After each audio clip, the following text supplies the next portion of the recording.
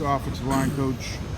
Let's start off the top. Obviously, you got tackles back. You got some pieces back, even though you don't have Braylon this spring. Yeah.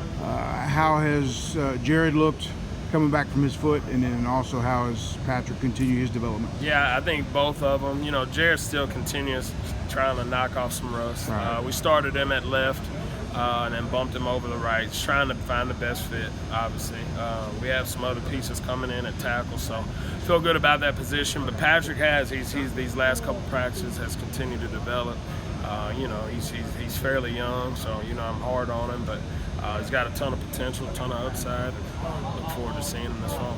Seems like Cam's been playing guard a little bit more this spring. Is that a move or just a cross-training type situation? No, Cam for sure. He's been playing guard the last, you know, since he's got here. Right. You know, on the walkthrough today, I put him in at some tackle. You know, just trying to, like I said, get the best unit out there. We only have 11 guys going through spring, so just trying to find the best unit. And I've been very, very impressed with him at guard, though. He's athletic. You know, he's just an intelligent kid. He's starting to pick up the schemes and all that stuff. So he's got a chance. I mean, hell, he might end up starting. You never know. Okay. When you saw what Jack did at center, Yeah. does that give you at least this spring some options if you want to do some different things with Braylon? Absolutely. And, you know, Braylon being able to play down the line, that helps him tremendously. You know, the thing I think that Braylon brought that I'm on Jack about, you know, trying to develop is just his leadership, you know, his calming presence with the unit. I thought he did a really good job of that in the 4 games he played in. So Jack's made some improvements. Jack obviously wants to be the starting center, and he knows Braylon's coming back, and if he can solidify it, we'll just move Braylon to guard or something to try to help us there. The big guy from London, James, obviously comes in, and we talked to Coach Holgerson about him the other day. Said he's not worried about that anytime. Hopefully we don't talk about him for a couple years. But absolutely. Just early on, did you see what initially led you to offer once he's back out to moving around? There's a few things that really stood out to me. I think he does move well. I think he's a guard. Yeah. Okay, obviously he's playing out of position right now. He plays some tackle. We put him at right guard today. This is really his first day at guard, but he's 20 and he has 4 years of eligibility. So if I can't make him a player, and by the time he's 24, you guys need to find a new coach. Was it interesting for his adjustment, just in terms of being out there the first couple of days and just kind of some things maybe you would think you would know, but obviously didn't? Just the speed of the game, just rush, just an overall, I think, understanding of the game too. Yeah. You know, it was unique for him. But he puts the time in. He'll be up here. He does a lot of extra stuff on his own, so he wants to be good, and that's obviously a sign of a good player in the making. So he's done good in that regard. Coach has also talked about still wanting to add another piece or two on at your position. You guys know what you're looking for, maybe not necessarily targets, but you know what you want to go out and get? We have a few options coming in, probably more so some grad transfers or junior college kids, just trying to get some experience. If you look at our roster, I think next year we have 4 or 5 seniors.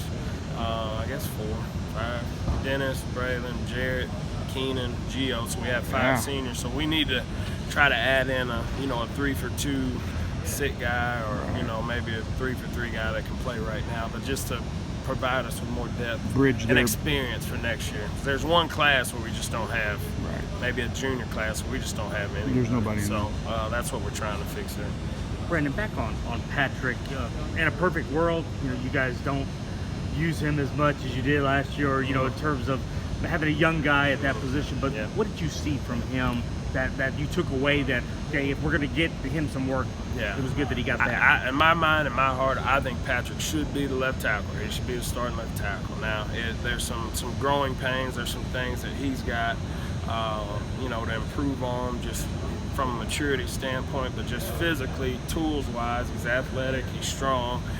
You know, at O-line, there's still a lot of technical things that he can improve on, but I think he should be it. Now, if he gets, you know, we'll see how it goes. I mean, I told them this after practice, we don't have any starters. I'm going to play the best 5. If he's the best 5, he'll be in it. So, from a mental standpoint, though, being a young guy, did he respond kind of the way you wanted out there? You know? Yeah, you know, and I think the mental stuff is just me spending more like one-on-one time with him, and that's what we've started to do. Like, he needs to just understand the overall schemes, and then just overall understanding of defenses. Once he gets that, I don't think it's necessarily the physical stuff, it's that part, which that's the key to being a good offensive lineman. not to look backwards too much, but we didn't get to talk to you at the very end there. What was it like you personally, your position that last game you're probably just looking to get through the end of the year there? I think Gio even went down in the last quarter, last few minutes. Yeah, it was an interesting year. You know, I've never experienced anything, especially from a depth standpoint, but you know, it built some character, and it's going to help us in the future. You're playing, you know, Jordan Boatman started, Keenan can play center, Max Baines played. You know, you got all these kids that you necessarily weren't counting on playing or even anticipating playing that ended up starting games. So I think from a depth standpoint, from an overall O-line standpoint, it's going to only help us in the future. Hopefully it never comes back to that. You bring up Jordan Boatman. Coach Holgerson brought him up the other day when we talked to him, just as his improvement and he's going to be a piece for you guys this year. I believe so, and Jordan's one of those kids that I trust. Might not wow you physically, but he's going to do exactly what you tell him to do. He's going to be in the right place. He's going to be on the right people. And he's been a pleasant surprise. I think he's changed his body this offseason, which has helped him move a little better. So, yeah, he might factor in the mix also.